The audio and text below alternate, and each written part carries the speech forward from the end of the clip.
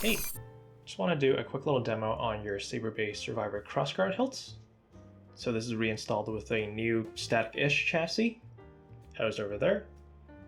We still have the kind of like the connection system for the speaker pod down here, because there is a reduction in diameter there past a quick disconnect.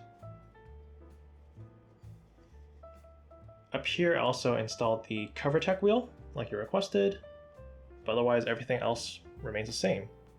We have our side vents on hinges up there, as well as an Illuminated Neopixel connector up there. To access the internals, just unscrew the handle from this part. You actually don't need to touch this part at all, because the speaker connects are down here. So just unscrew the handle up there, revealing your static chassis. Here we have our Proffie v3.9. We got our 18650 battery holder, kill switch there, as well as one of the speaker connects over there. On the sides of the chassis, we have two accent LED strips. Right now, they're styled to display a battery as battery indicators. Back here, you may notice that there's a switch. This is actually wired up to the boot button for the Proffie board itself. That way, in case you need to put your Proffie into bootloader mode, what you can do is hold down this button and then flip the kill switch. That mimics the process of holding down boot and toggling the reset button to put into bootloader mode.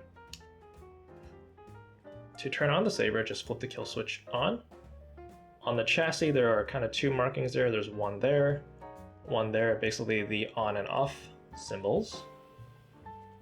So to turn on the Saber, just flip the kill switch on to the right. Because we actually don't have the speaker connected right now, you're actually not going to get sound out of the Saber. On the side there, we have the styling for the battery indicator.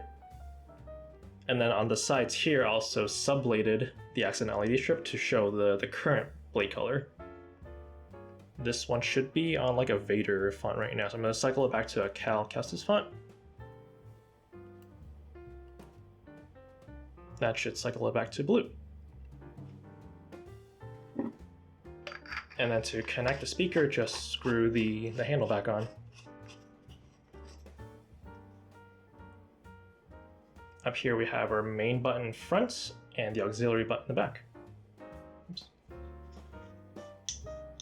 It wasn't screwed in all the way.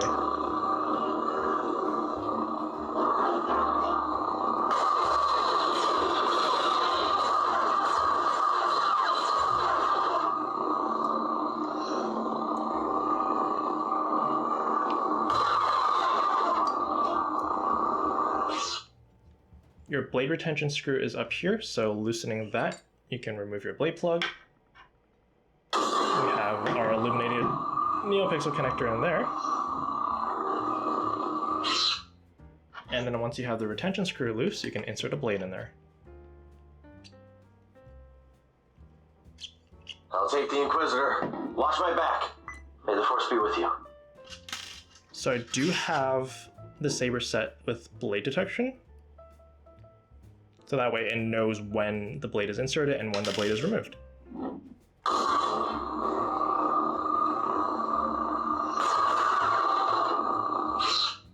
On the Saber, I've loaded all of the Survivor fonts that you sent me. So the first one is the Crossguard Blue. Cyan Crossguard. There's the Cyan.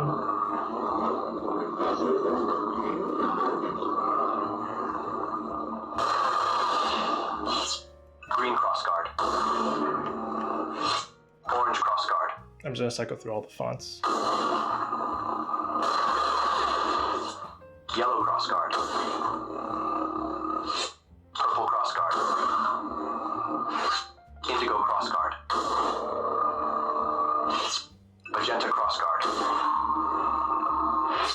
White Crossguard. Red Crossguard. Master Seer Junda. Jedi Knight Doggo. Centauri.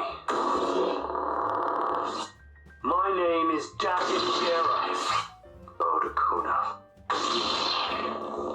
rest of it is mostly the Sith or the Dark Side user fonts. Lord Vader. Ninth Sister. And then after this, it'll loop back to the Calcassus fonts. Blue Crossguard.